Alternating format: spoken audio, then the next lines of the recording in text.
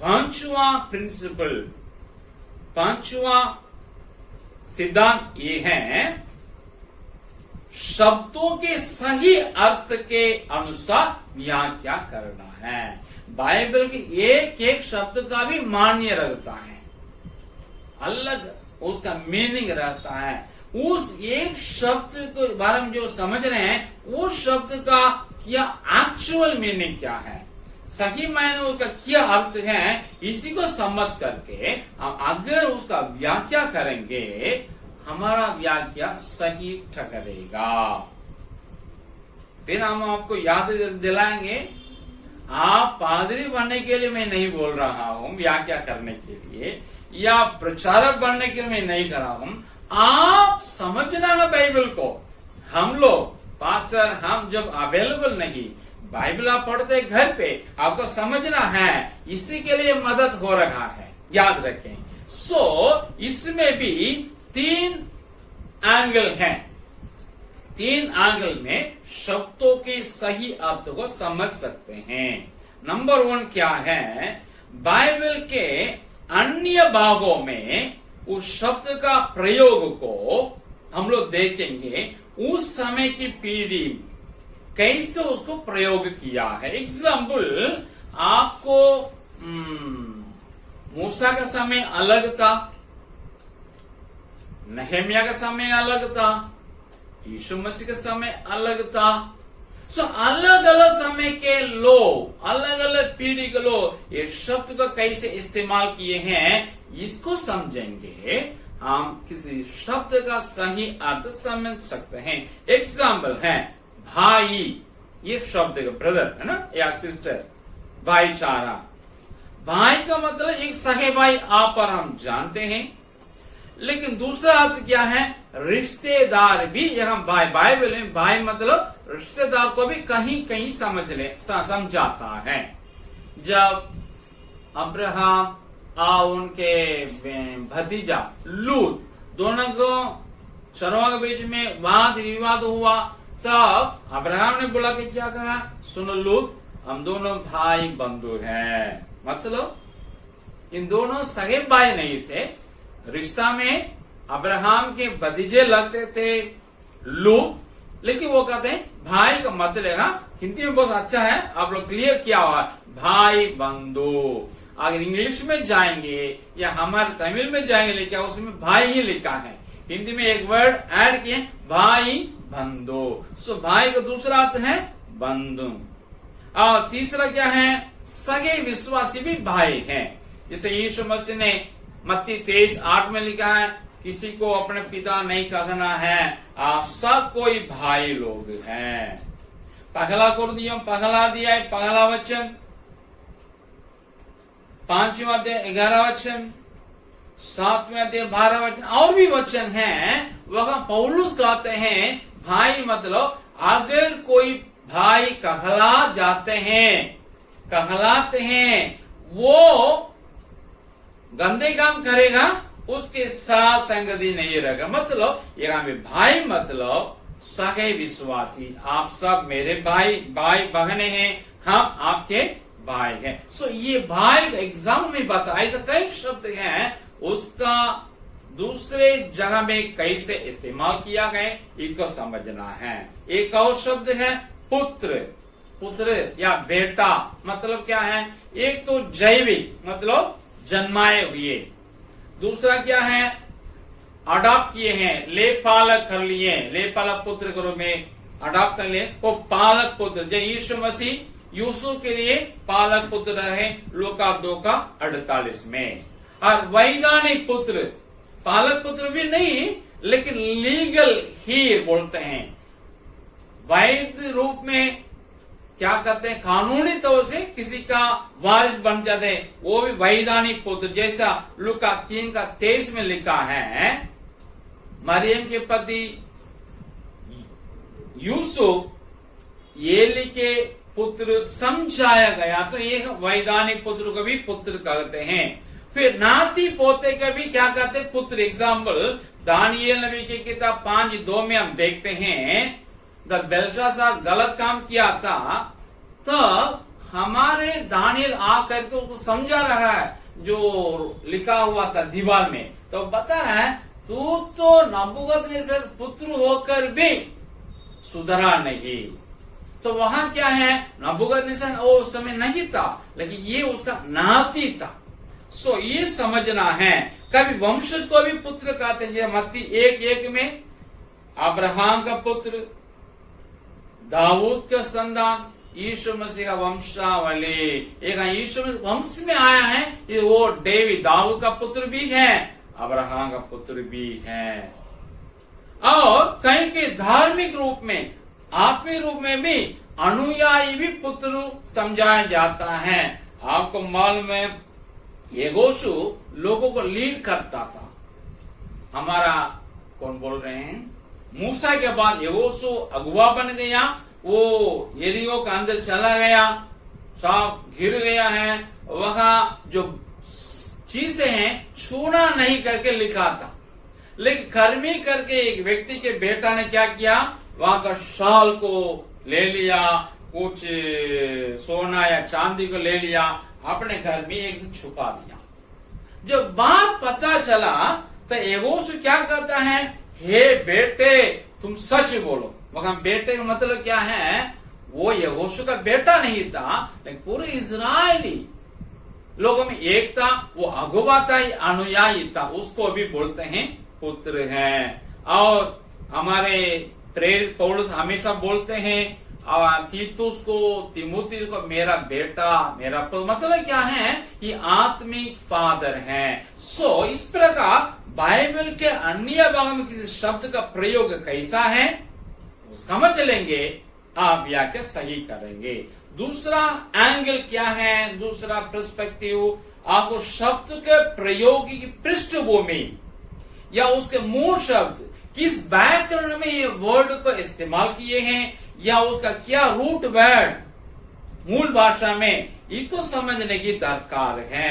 एक समय हम बताएंगे रखवाला, जिसको पास्टर बोलते हैं इंग्लिश में, और अध्यक्ष जिसको बिशप बोलते हैं हिंदी में, और प्राचीन जिसको प्रेस्बाइटर बोलते हैं इंग्लिश में। ये तीनों जो शब्द हैं एक ही व्यक्ति को ही दर्शाता है।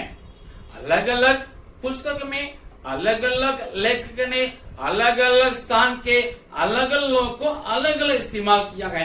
तो समझना है, हम व्याकरण को समझें और तो रूट वर्ड को भी समझें, तो व्याख्या सही करेंगे। एक और शब्द है नबी या भविष्यवक्ता, दोनों एक ही हैं, लेकिन यही वर्ड को उत्पत्ति 20 का 7 में अब्राहम का परम कहता है ये नबी है। बाद में वही परमेश्वर मूसा से कहता है तुम्हारा भाई हारून तुम्हारा नबी रहेगा, निर्गमन 7:1 में। फिर निर्गमन 15:20 में उनकी बहन मिरियाम को नबिया कहा हुआ है। फिर न्यायियों के पुस्तक 4:4 में दबोरा करके एक महिला को नबिया कहा हुआ है। फिर पहला शामुएल 3:20 में शमूएल को नबी कहा गया है। देखिए अलग अलग समय में अलग अलग व्यक्ति को नबी या भविष्यवक्ता कहा गया है। आपको समझना है ना, क्या करना है, वो व्याकरण को समझना है और उसका रूट वर्ड को समझना है।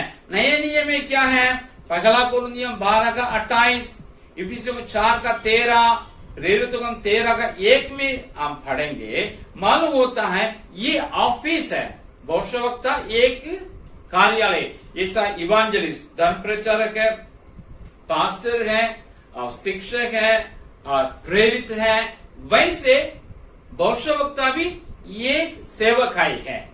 तो ऐसा लेगा नया नियम में।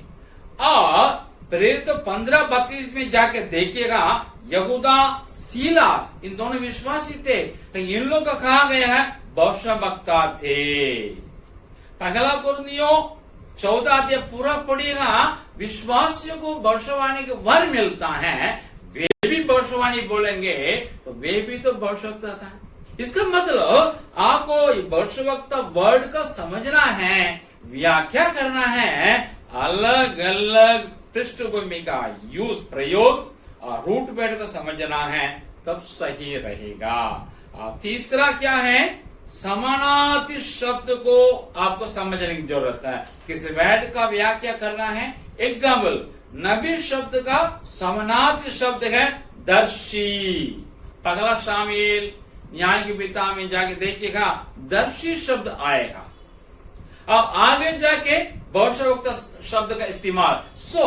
नबी को समझना है, शब्द में दर्शी कहा देखिएगा, भविष्यवक्ता आप समझ में आ जाएगा। उसी प्रकार चेले ये शब्द का समानार्थी शब्द है विश्वासी और मसीही। अंताकिया में ही क्या किए हैं, मसीही कहला गए चेले लोग। चेले का समझना, प्रार्थना ये शब्द को समझना है आपको। उसका समानार्थी शब्द क्या है, विनती, निवेदन। कई विनती कई निवेदन शब्द इस्तेमाल किया गया है। आपको इसको समझने के लिए समानार्थी शब्द को समझे, नहीं तो उस वर्ड को कैसे अलग दृष्टिकोण में इस्तेमाल किए हैं उसको समझे, या अलग अलग युग में अलग अलग पीढ़ी कैसे इस्तेमाल के समझे। आपको ये बिल्कुल समझ में सही आएगा तो सही व्याख्या करेंगे। सबसे लास्ट है, छठा प्रिंसिपल है, जितना बाइबल पढ़ते रहेंगे उतना समझ ऑटोमेटिकली आ जाएगा। आपको किसी विषय से संबंधित सभी समानांतर परिच्छेदों संपूर्ण बाइबल का संदेश का अनुसार व्याख्या का मतलब क्या है। एग्जाम्पल है सैक्रिफाइस, बलिदान है। पुराने में बलिदान बहुत है, पूरे नया क्या बोलते हैं लव्य व्यवस्था में लिखा है। ये क्या चीज, अलग अलग बलिदान क्या सब मिलकर के एक ही चीज दर्शाता है, आने वाले दिन में एक व्यक्ति क्रूस में बलि होंगे, परफेक्ट, सिद्ध, पूर्ण रूप में, बिना त्रुटि का, बिना कोई कमी का। उसी को दर्शाता सारा बलिदान। उसी में क्या होता है, बलि चढ़ाने से लघु लेके जाता है याजक, फरमे के बाद माफी मांगता, अपने लिए अपने लोगों के लिए माफ मिलता है, उद्धार मुक्ति।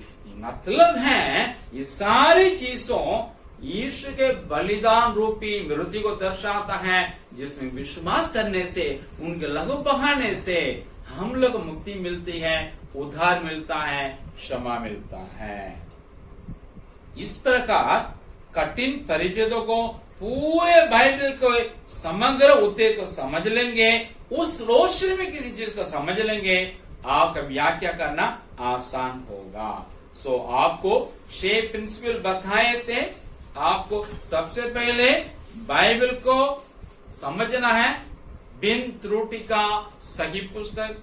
दूसरा प्रिंसिपल है उसका हिस्टोरिकल बैकग्राउंड, ऐतिहासिक पृष्ठभूमि की रोशनी में, उसमें लेखक की परिस्थिति को पृष्ठभूमि देखने की जरूरत है, कहीं कहीं पुस्तक की पृष्ठभूमि के देखने की जरूरत है, उस समय का संस्कृति या रीति रिवाज। तीसरा, वास्तविक ऐतिहासिक स्थिति क्या है इसको समझना है। आपको तीसरा प्रिंसिपल है पुस्तक का प्रयोजन, योजना का समझ करके उसका अनुसार करना है। चौथा, वचन के संदर्भ में हमको व्याख्या करना है। पांचवा, शब्दों को सही अर्थ जान करके व्याख्या करना है। छठा, समानांतर परिचय कहाँ का, उसी को लेके इसी को कंपेयर करके, तुल्य करके, एक दो मिला करके समझ लेंगे, तब सही अर्थ निकलेगा। ऐसा आप करेंगे, कभी आप गलत नहीं कहेंगे और आप अतिवाद भी नहीं बनेंगे। एग्जाम्पल, आपको एक वचन लेके बोलता है पिता, माता परमेश्वर बोलते हैं परमेश्वर माता भी है, पिता भी है, लेकिन माता ही परमेश्वर नहीं है। कुछ लोग ऐसा निकले हैं माता परमेश्वर, कुछ लोग बोलते हैं केवल यीशु, वो मानते नहीं पिता और पवित्र आत्मा, सिर्फ यीशु को मानेंगे, वे केवल यीशु। कुछ लोग बोलते हैं यहोवा गवाह, यहोवा विटनेस बोलते हैं, वो सिर्फ पिता को मानते हैं, यीशु को नहीं। कि यीशु बोलते हैं ना, ए पिता ये परम क्यों मुझे छोड़ दिया, तो उसके ऊपर है, उसी को मानते हैं। ऐसी गलती आप नहीं करेंगे। इन सारे 6 सिद्धांतों को समझ लेंगे, फॉलो करेंगे, आप एकदम बिना गलती व्याख्या करेंगे, कठिन अंश भी बाइबल का आपको समझ में आ जाएगा, तो कल कई लोग मेरे लिए पढ़ाने वाले पादरी भी, शिक्षक भी बनने का संभावना है। परमेश्वर आप आशीष करें।